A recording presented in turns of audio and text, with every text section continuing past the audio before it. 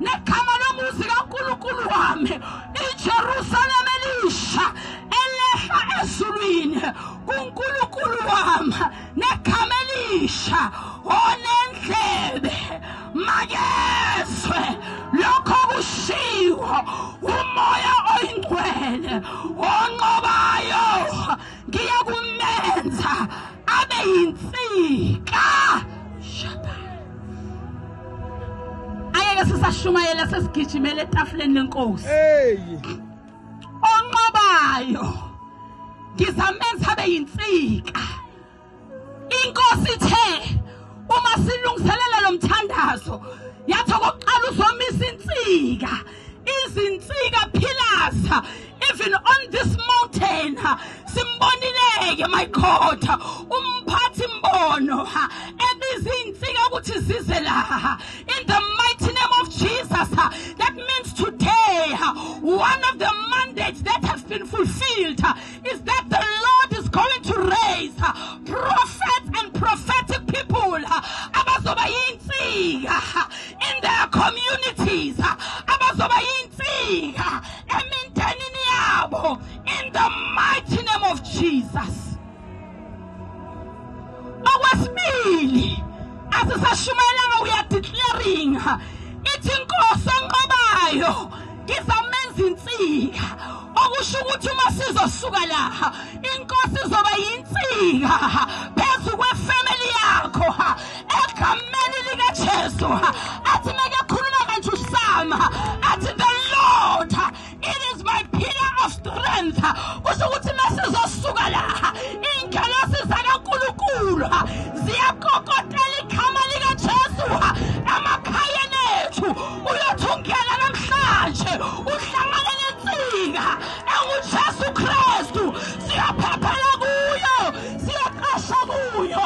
Iyinsika noma kushaya imimoya ayiphephuki, iyinsika eminguna phakade zingazi izimo, ingazi iminilo aphephelayo egameni likaJesu uyakusiniswa. Asihambe sodwa kule ntaba sizoyehla nensika nguJesu. Uma ngena la kuvale khona, uma vula kuvaliwe, ophethe isihluthulelo sika Davide. My God, my God, akusho ukuthi ebusuku sozolala from today ngoba uhamba nepillar of fire by night and the pillar of cloud by day. Akusho ukuthi khona imimoya ebeyithunyelwe ngakuwe eboshaya u10 as of today ngoba kunensika enkulunkulu ezomaphatha kwendlu yakho zithi ziza ayixoshe, zithi sibaleka athi buyisa la izitha zabantwana bami, buyisa la ibusisa zabantwana bami, buyisa la impilo yabantwana bami, buyisa impilo yabantwana bami, buyisa impendulo zabantwana bami. Ubani ongasondela endlini yokholwa ngobuNkulunkulu wabo alalali akozeli ukumphili uyi-security card 24/7 12 months 365 days every year. Uzokulala man as of tonight khona insika. Jesus, hallelujah, hallelujah, hallelujah, hallelujah, hallelujah, hallelujah, hallelujah, hallelujah, hallelujah, hallelujah, Jesus, my God. Uthi uSolomon umezokha ithempeli likaNkulunkulu sekedwebe konke nama-architecture nama-engineers uya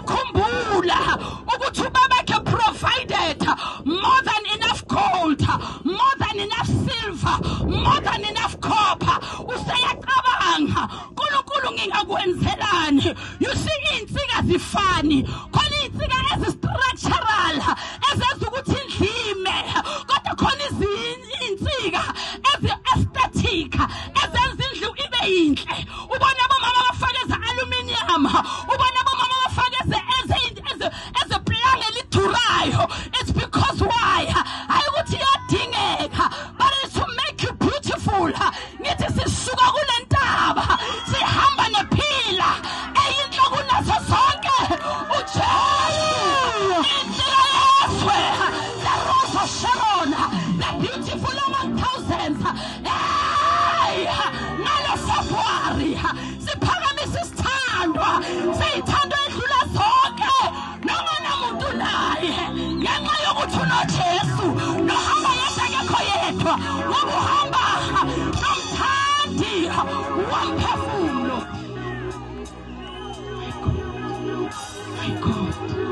My God, kusho njalo uNkulunkulu athi uzosipha ama-pillars just for aesthetic.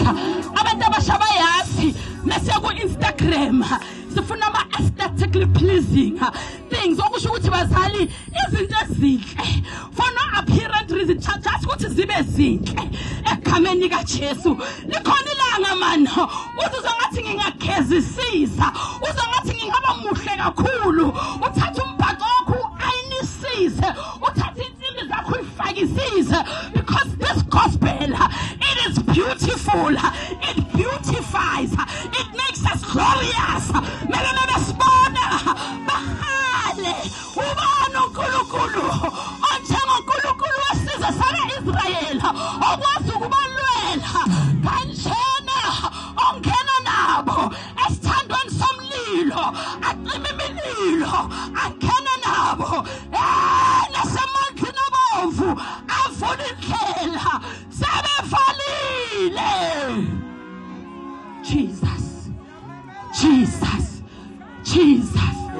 lithi mase ngizosuka ngikezele kumprofeti lithi uSolomon took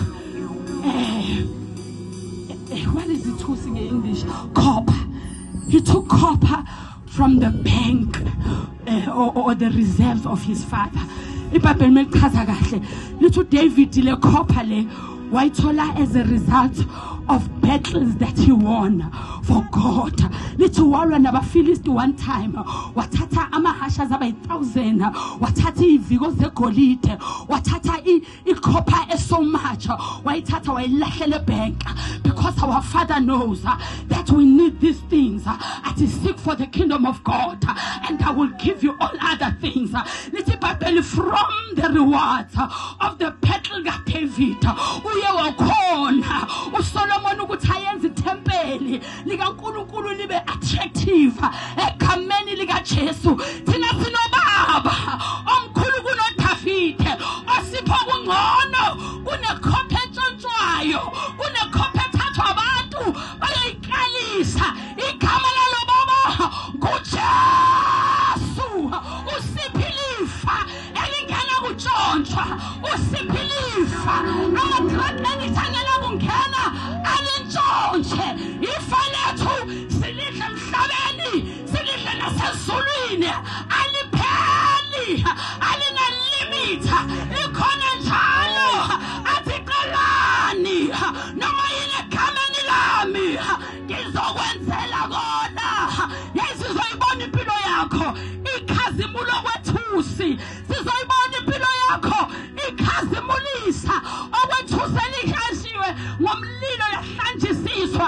Lithi mechaza kahle iBhayibheli lithi when Jesus appears, usho kanjalo umpostoli mekevula athi inyawo zakhe zazinjengethusi elidlula emlilweni. That means you're gonna walk in your life with the feet of Jesus.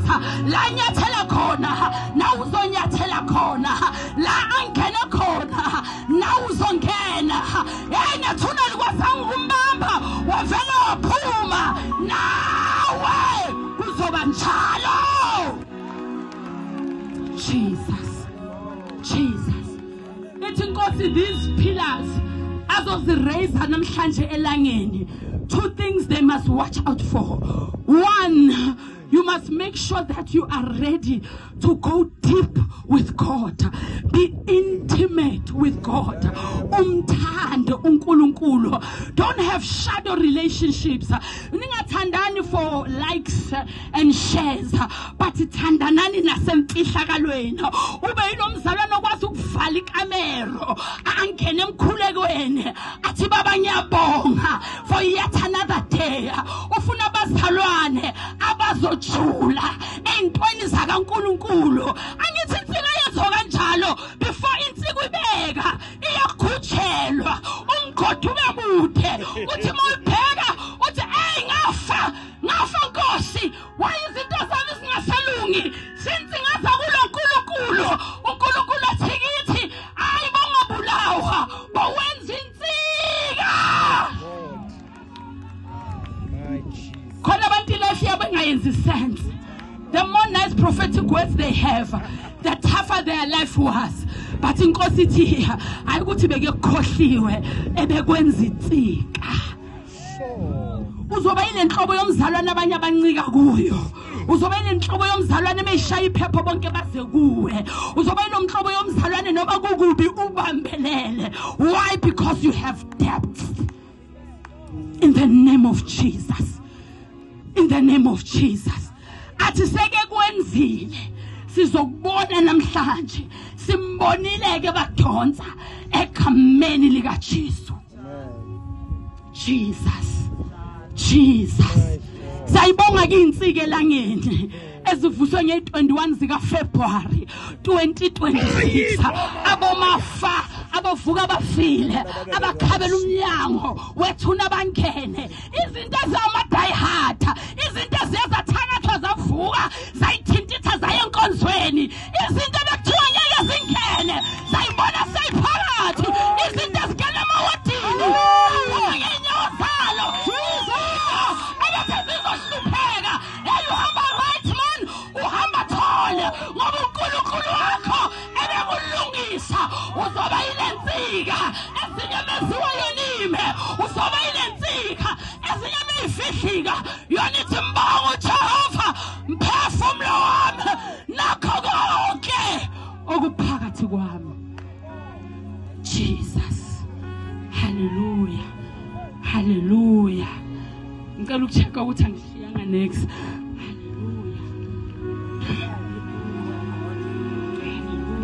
Konke. Oh Jesus. Konke. Eyogcina ithi the Lord is turning a new leaf for his people in this place. Kuzoshintshwa ikhasi. Khona ikhasi lakudala bohamba ngalo. Namhlanje uzolifuna nyaka uthole. Njengencwadi edatshula page. You are turning a new leaf. What is a new leaf? It is a new start. It is a fresh start. It is a change of behavior. Khona bebebhema le nto namhlanje. Ngithi kusasa uzozwa ngathi ugwayi. Uyakukhama. A new leaf. Khona bebephuza utshwala. Uyangathi ungahlanza. Because God is turning a new leaf. Uzoma nawe uzofakaza next meeting uthi namngafika bazalwane ngoFebruary nangibhalisa phakathi sephepha ngathi God I'm asking for a job ubuye nepromotion ubuye nemsebenzi lezinto bezihlula uzokuthelela a new leaf ikhaselisha ichapter entsha ipage elisha mfundisi.